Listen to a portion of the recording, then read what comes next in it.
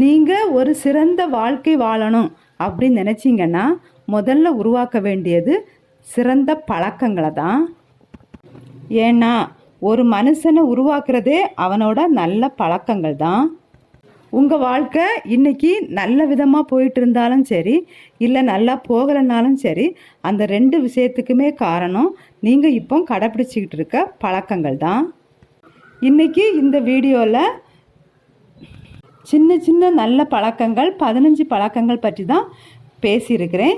கண்டிப்பாக வீடியோவை ஸ்கிப் பண்ணாமல் பாருங்கள்.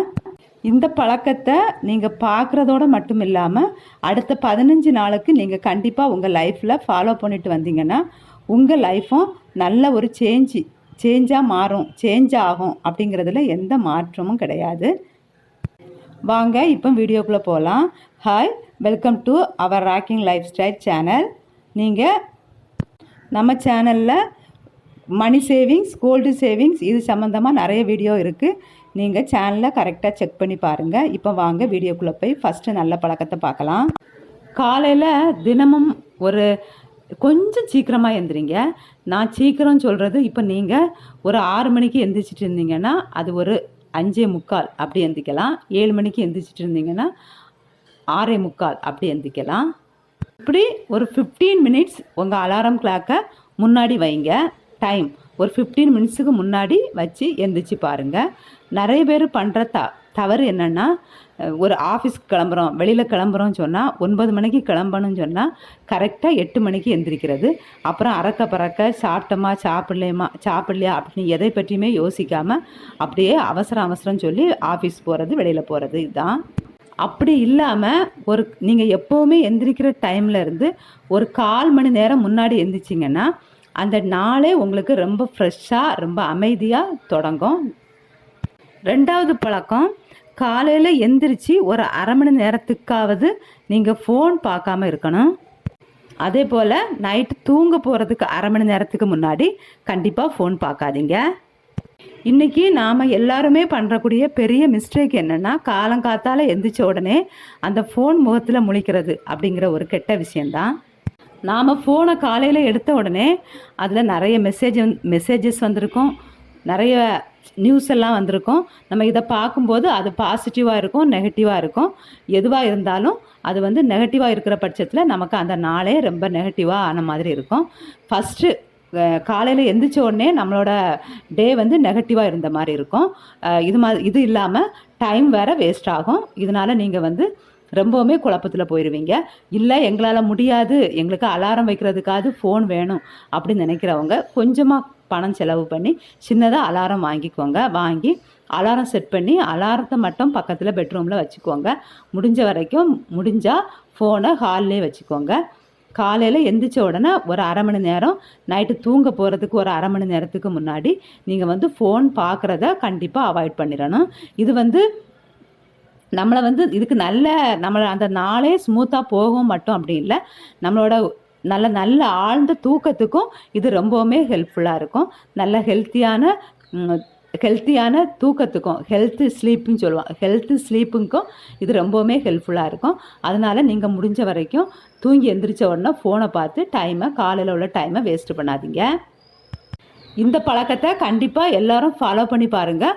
உங்களோட லைஃப்பில் ரொம்ப முக்கியமான சேஞ்சஸ் எல்லாம் தொடங்க ஆரம்பிக்கும். கண்டிப்பாக ஃபாலோ பண்ணி பாருங்கள்.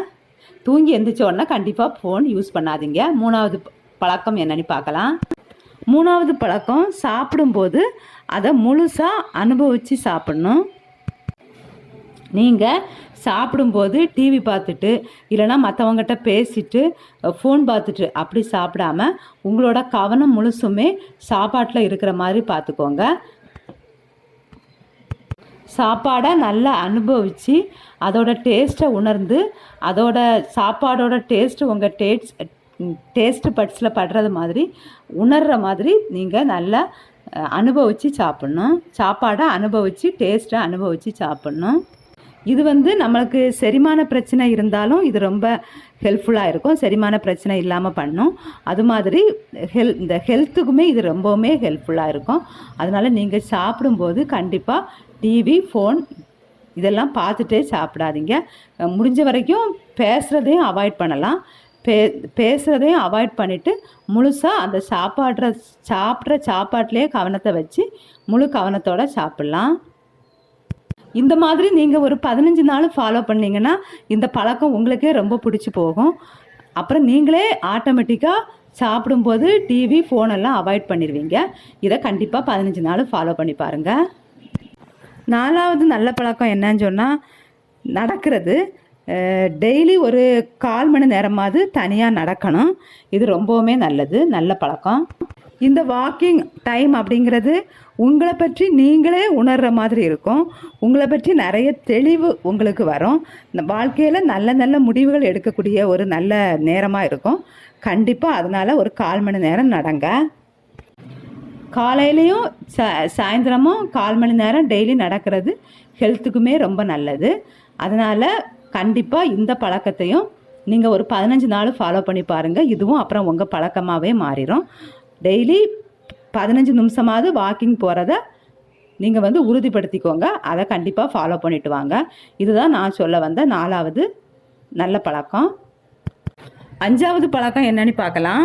அதாவது எப்போவுமே பிஸியாக இருக்காமல் கொஞ்ச நேரமாவது உங்களுக்கான வெற்று பொழுதுகள், காலி இடங்கள், காலி பொழுது அப்படின்னு சொல்லலாம், எம்டி பிளேஸ், எம்டி டைம், இது மாதிரி அந்த டைமை நீங்கள் உருவாக்கலாம். அதாவது எப்படின்னா காலி டைமை உருவாக்கணும் அப்படின்னு சொன்னால் போர் அடித்து போய் எந்த வேலையுமே செய்யாமல் அப்படியே அமைதியாக ஒரு இடத்துல போர் அடித்து உட்காந்துடுறது.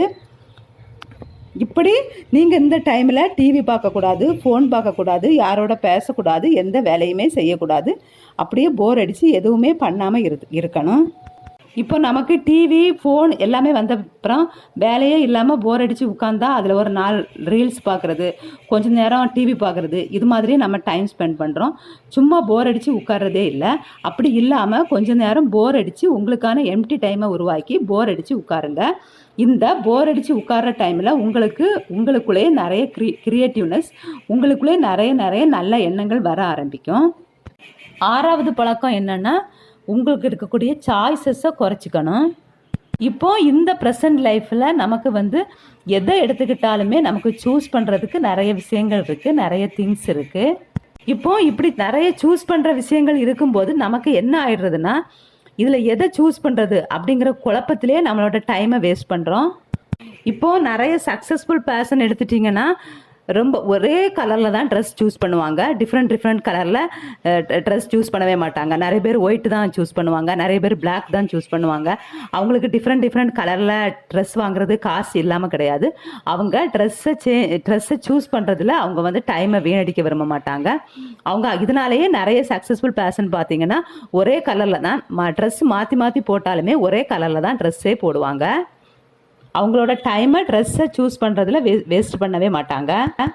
இப்போது நமக்கு டிவி ப்ரோக்ராம்னு எடுத்துக்கிட்டாலுமே, டிவி சேனல்னு எடுத்துக்கிட்டால் கூட முன்னாடி ஆரம்ப கட்டத்திலலாம் பார்த்தீங்கன்னா 1 சேனல் 2 சேனல் தான் இருந்துச்சு.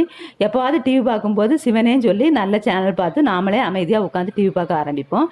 இப்போ ஏகப்பட்ட சேனல் வர ஆரம்பிச்சு. அரை மணி நேரம் டிவி பார்க்க நீ உட்காந்தா 25 நிமிஷம் எந்த சேனல் பார்க்குறது அப்படிங்கிறதுலே குழப்பம் வந்துடுது. கடைசியில் பார்த்தா எந்த ஒரு ப்ரோக்ராமையுமே முழுசாக பார்க்க மாட்டோம். இதனால தான் இதே போல் தான் நம்ம லைஃப்லேயும் உங்களோட சாய்ஸஸை நீங்கள் கம்மி பண்ணணும். 7வது பழக்கம் என்னென்னா நான் முன்னாடி சொன்ன விஷயத்தோட தொடர்புடையது தான் இந்த பழக்கம். நம்ம கொஞ்சம் விஷயங்களை குறைவான விஷயங்களை செய்யணும். நம்ம நிறைய பேர் நினைக்கிறது என்னென்னா நம்ம நிறைய விஷயங்களை செய்யும்போது நமக்கு வெற்றி சக்ஸஸ்ங்கிறது ஈஸியாக கிடைக்கும் அப்படின்னு நினச்சிக்கிறாங்க. எல்லா விஷயத்தையும் போட்டு குழப்புறாங்க. நிறைய பேர் பார்த்திங்கன்னா டான்ஸ் கிளாஸ் போய் சேருவாங்க, அப்புறம் பார்த்தா மியூசிக் கிளாஸில் போய் சேருவாங்க, அப்புறம் பார்த்தா டென்னிஸ் கிளாஸில் போய் சேர்ந்துருவாங்க.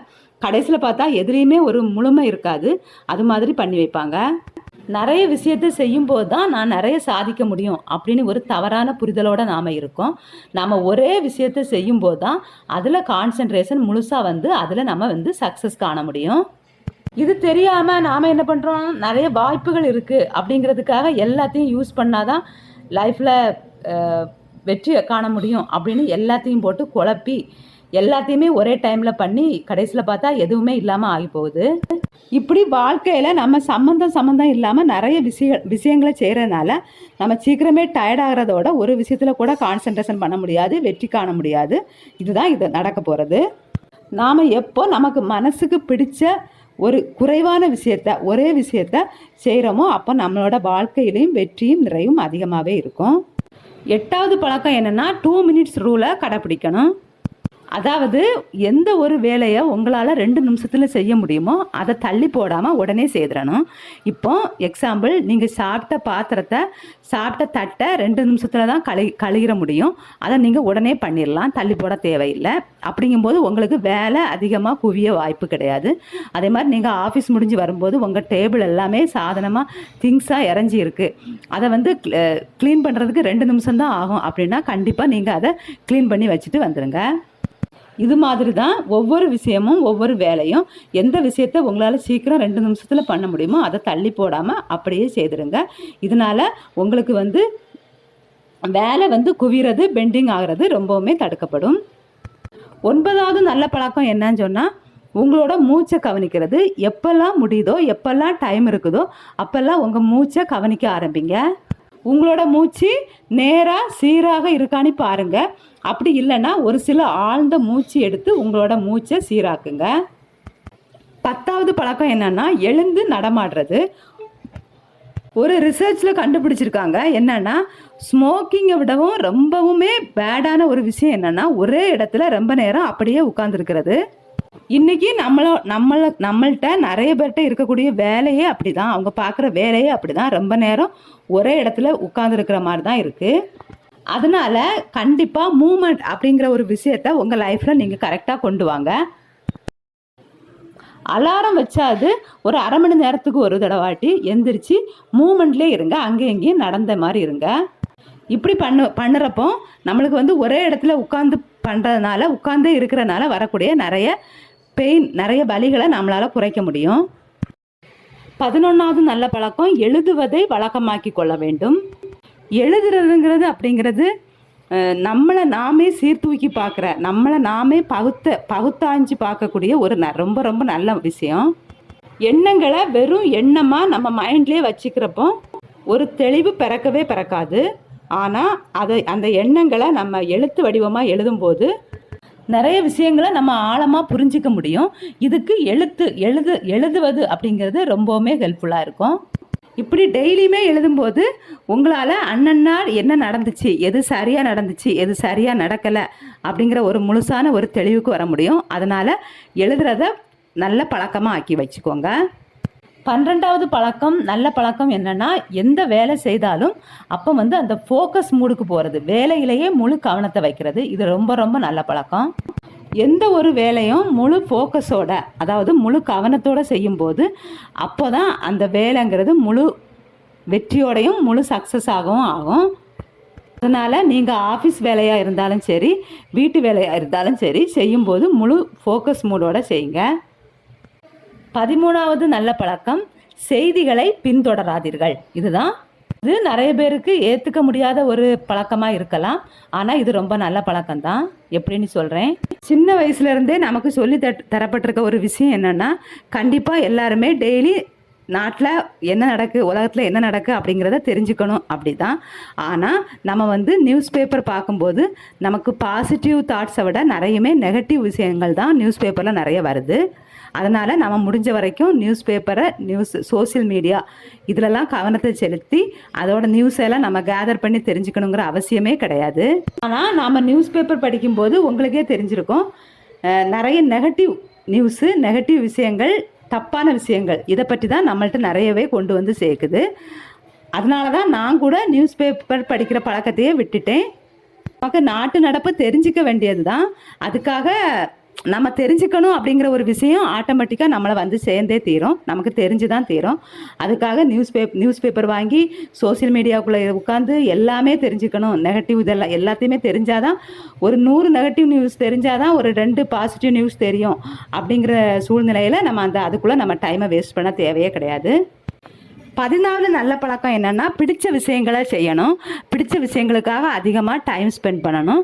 இப்போ நிறைய பேர் நமக்கு பிடிச்ச விஷயங்களை செய்கிறதுக்கு டைமே ஒதுக்குறதில்ல. பிஸி லைஃப்பில் போயிட்டுருப்போம். அப்படி இல்லாமல் நமக்கு என்ன விஷயங்கள் பிடிக்கும் அப்படிங்கிறத தெரிஞ்சுக்கிட்டு அதுலேயும் கொஞ்சம் டைமை ஸ்பெண்ட் பண்ணும்போது நாமளும் ரிலாக்ஸேஷனாக அடுத்தடுத்து என்ன மூவ்மெண்ட் பண்ணலாம், என்னென்ன நல்ல விஷயங்கள் பண்ணலாம் அப்படிங்கிறத நம்ம டைமை ஸ்பெண்ட் பண்ணுவோம். அதனால் கண்டிப்பாக எவ்வளோ ஒரு ஸ்பீடான லைஃப்லேயும் டைமே இல்லாத போதிலையும் உங்களுக்கு பிடிச்ச விஷயங்களை நீங்கள் பண்ணலாம்.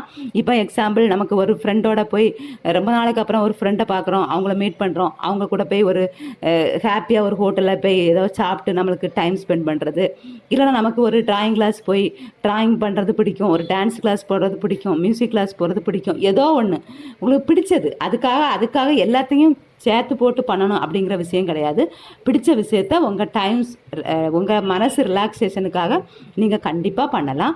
அதனால் டெய்லி இல்லைனா வாரத்துக்கு 2 நாள் 3 நாள் உங்களை பிடிச்ச விஷயங்களை செய்யுங்க. அப்படிங்கும்போதும் உங்களோட வாழ்க்கையில் அடுத்தடுத்த வெற்றிக்கு உங்களால் போக முடியும். இதுதான் நான் சொல்ல வந்த 14வது நல்ல பழக்கம். இது நீங்கள் குறிக்கோள் செட் பண்ணிக்கணும். ஒரு கோல் செட் பண்ணிக்கணும். சும்மா அப்படியே நான் காலையில் எழுந்திரிச்சேன் வேலை பண்ணேன் அப்படி இல்லாமல் உங்களோட குறிக்கோள் செட் பண்ணும்போது தான் நம்ம அதை நோக்கி வேகமாக ஒரே எய்மோட நகர முடியும். அதனால் உங்களோட குறிக்கோள் என்ன, உங்களோட எய்ம் என்ன அப்படிங்கிறத நீங்கள் கண்டிப்பாக செட் பண்ணி வச்சுட்டு அதுக்கு தகுந்தவாறு உங்கள் வாழ்க்கையை மூவ்மெண்ட் பண்ணிகிட்டே இருங்க. குறிக்கோள் இல்லாத வாழ்க்கை முகவரி இல்லாத கடிதம் போன்றது அப்படி சொல்லுவாங்க.